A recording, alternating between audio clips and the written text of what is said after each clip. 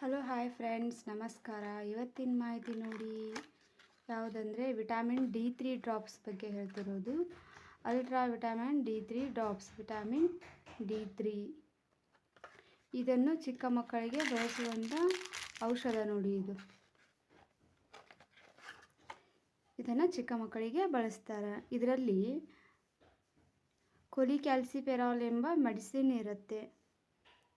ಈ ಮೆಡಿಸಿನ್ ಮಗುವಿನ ಬೋನ್ ಮತ್ತು ಟೀತ್ ಮತ್ತು ಒಂದು ಹೆಲ್ದಿ ಬೆಳವಣಿಗೆಗೆ ಸಹಾಯ ಮಾಡುವಂಥ ವಿಟಾಮಿನ್ D3 ಡ್ರಾಪ್ಸ್ ನೋಡಿ.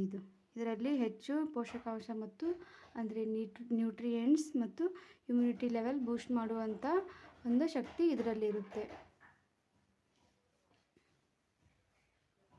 ಮತ್ತು ಬಂದುಬಿಟ್ಟು ಇದರಲ್ಲಿ ವಿಟಾಮಿನ್ D3 ಎಲ್ಲಿ ಸಿಗುತ್ತೆ ಅಂದರೆ ಸೂರ್ಯನ ಬೆಳಕಿನಲ್ಲಿ, ಸೂರ್ಯನ ಕಿರಣಗಳಲ್ಲಿ ಬೆಳಗಿನ ಜಾವ ಸಿಗುವಂಥದ್ದು. ಈಗಿನ ಕಾಲದಲ್ಲಿ ಅಂದರೆ ಪ್ರೆಸೆಂಟ್ ಸಿಚುವೇಷನ್ನಲ್ಲಿ ಹೊರಗೆ ಮಕ್ಕಳುಗಳನ್ನು ಹೋದರೆ ಇನ್ಫೆಕ್ಷನ್ ಆಗುವ ಚಾನ್ಸಸ್ ಇರುತ್ತೆ.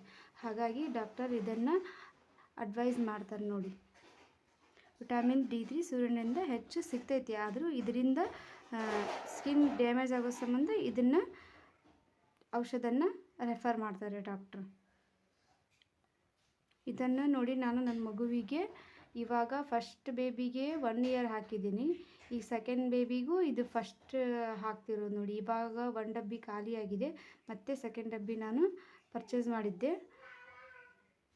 ಇವಾಗ ಕಂಟಿನ್ಯೂ ಆಗಿ ಅದು ಬೇಬಿ ವೇಟ್ ಮೇಲೆ ಇದನ್ನು ಒನ್ ಡ್ರಾಪ್ ಎಷ್ಟಂದರೆ 5 to 6 ಡ್ರಾಪ್ಸ್ ಹೇಳಿದರು ಮೊದಲನೇ ಬೇಬಿಗೆ. ಇವಾಗ ಸೆಕೆಂಡ್ ಬೇಬಿಗೆ 1 ml ಪೂರ ಹೇಳಿದ್ದಾರೆ. ಅದು ವೇಟ್ ಮೇಲೆ ಡಿಪೆಂಡ್ ಇರುತ್ತೆ. ನೆಕ್ಸ್ಟ್ ಬಂದುಬಿಟ್ಟು ತಾಯಿ ಎದೆ ಹಾಲಲ್ಲಿ ವಿಟಾಮಿನ್ ಕಡಿಮೆ ಇರ್ತೈತಿ. ಅಂದರೆ ನಮ್ಮ ಎದೆ ಹಾಲಲ್ಲಿ ಕಡಿಮೆ ಇರುತ್ತೆ, ಎದೆ ಹಾಲಲ್ಲಿ ವಿಟಾಮಿನ್ D3 ಇರುತ್ತೆ, ಆದರೆ ಸ್ವಲ್ಪ ಕಡಿಮೆ ಇರೋ ಸಲುವಾಗಿ ಇದನ್ನು ಡಾಕ್ಟರ್ ಅಡ್ವೈಸ್ ಮಾಡ್ತಾರೆ ನೋಡಿ. ಇದನ್ನು ಮಕ್ಕಳಲ್ಲಿ ಇದು ಯಾವುದೇ ಒಂದು ರೋಗ ನಿರೋಧಕ ಶಕ್ತಿಯನ್ನು ಹೆಚ್ಚಿಸುವಂಥ ಡ್ರಾಪ್ ಕೂಡ ಆಗಿದೆ ನೋಡಿ ಇದು. ಮತ್ತು ಬಂದುಬಿಟ್ಟು ಒಂದು ಬೆಳವಣಿಗೆ ಕಡಿಮೆ ಆಗಬಾರ್ದು, ಮಕ್ಕಳ ಒಂದು ಬೆಳವಣಿಗೆಯ ಕುಂಠಿತವಾಗಬಾರ್ದಂತ ಇದನ್ನು ಹೆಚ್ಚು ಡಾಕ್ಟರ್ ಅಡ್ವೈಸ್ ಮಾಡ್ತಾರೆ. ಇದನ್ನು ಎಲ್ಲಿಂದ ಎಲ್ಲಿವರೆಗೂ ಕೊಡ್ಬೋದು ಅಂದರೆ 1 month ಬೇಬಿಲಿಂದ 12 months ಬೇಬಿವರೆಗೂ ಇದನ್ನು ರೆಫರ್ ಮಾಡ್ತಾರೆ ನೋಡಿ ಡಾಕ್ಟರ್.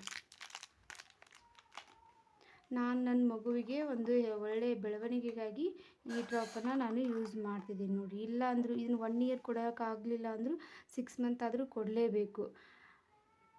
ಅಂದರೆ ಚೆನ್ನಾಗಿ ಮಕ್ಕಳು ಬೆಳವಣಿಗೆ ಆಗ್ತಾವಂತ ಈ ಮಾಹಿತಿ ನಿಮಗೆ ಶೇರ್ ಮಾಡ್ತಿದ್ದೀನಿ ನೋಡಿ. ಈ ಮಾಹಿತಿ ಏನಾದರೂ ನಿಮಗೆ ಇಷ್ಟ ಆದರೆ ನಮ್ಮ ಚಾನಲ್ಗೆ ಲೈಕ್ ಮತ್ತು ಕಮೆಂಟ್ ಮಾಡಿ ಮತ್ತು ಸಬ್ಸ್ಕ್ರೈಬ್ ಆಗಿ.